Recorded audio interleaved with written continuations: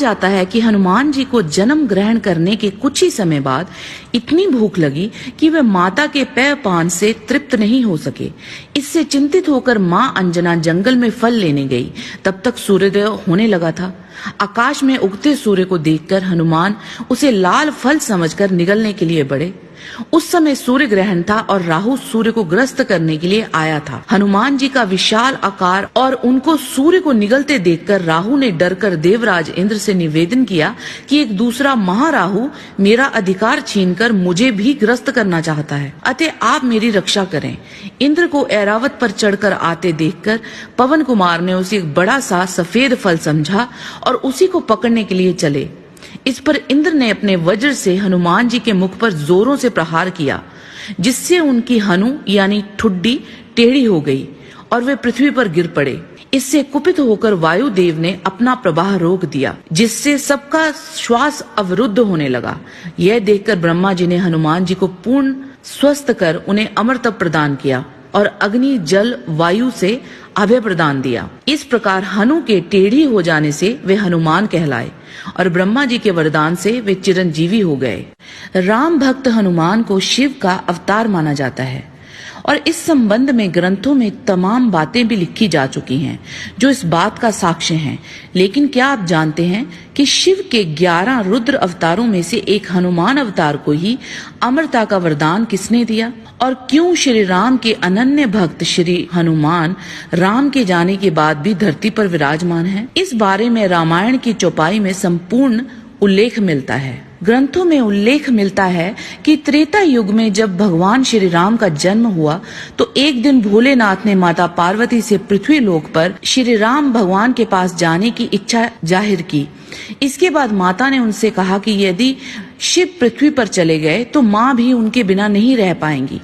ऐसी स्थिति में शंभू ने माता पार्वती के बिरह की बात पर विचार कर अपने 11 रुद्रों की कथा माँ से कही और उन्हें बताया कि इन्हीं 11 रुद्रों में से एक हनुमान अवतार हैं जो कि वे लेने जा रहे हैं। भोलेनाथ की कथाओं में ये उल्लेख मिलता है कि त्रिकालदर्शी होने के चलते वे ये जानते थे कि भगवान राम के जीवन में आगे इस तरह की परेशानियां आने वाली हैं और पृथ्वी का कल्याण करने के लिए प्रभु को उनकी आवश्यकता पड़ेगी। इसके अलावा यह भी उल्लेख मिलता है कि शिव ये जानते थे कि कलयुग में जब पृथ्वी पर न राम होंगे न शिव, तब पृथ्वी के लोगों को ऐसे किसी प्रभु सेवक की आवश्यकता होगी जो श्री राम की कृपा से उनका कल्याण कर सके।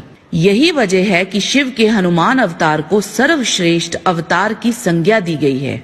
वाल्मीकि रामायण के अनुसार लंका में बहुत ढूंढने के बाद भी जब माता सीता का पता नहीं चला तो हनुमान जी उन्हें मृत समझ बैठे। लेकिन फिर उन्हें भगवान श्री राम का स्मरण हुआ और उन्होंने पुनः पूरी शक्ति से सीता जी की खोज प्रारंभ कर दी। इसके बाद वे माँ से अशोक वाटिका में मिलते हैं। उस समय ही माता जानकी ने हनुमान को अमरता का वरदान दिया था। यही वजह है कि हर युग में हनुमान भगवान श्री राम के भक्तों की रक्षा करते हैं। एक और उल्लेख मिलता है हनुमान चालीसा की एक चौपाई में। यहाँ लिखा है, अष्ट सिद्धि नौ निधि के दाता असबर दीन जानकी माता।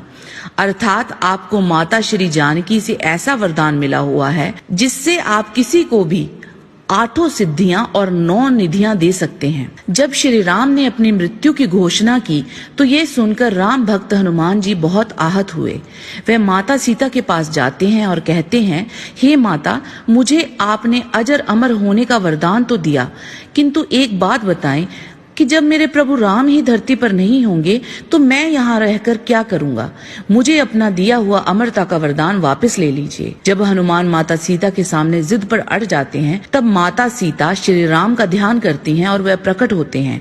इसके बाद श्री राम हनुमान को गले लगाते हुए कहते हैं कि हनुमान, मुझे पता था कि तुम सीता के पास आकर यही बोलोगे। देखो हनुमान, धरती पर आने वाला हर प्राणी, चाहे वह संत है या देवता, कोई भी अमर नहीं है। तुमको तो वरदान है हनुमान, क्योंकि जब इस धरती पर कोई और नहीं होगा तो राम नाम लेने वालों का बेड़ा तुमको ही पार करना होगा। एक समय ऐसा आएगा जब धरती पर कोई देव अवतार नहीं होगा, पापी लोगों की संख्या अधिक होगी, तब राम के भक्तों का उद्धार मेरा हनुमान ही तो करेगा।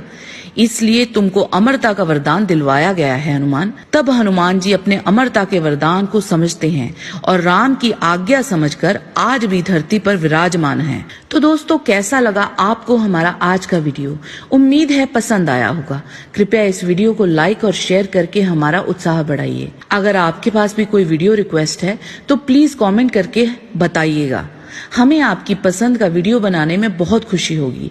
आपसे मुलाकात होगी हमारे अगले वीडियो में। तब तक के लिए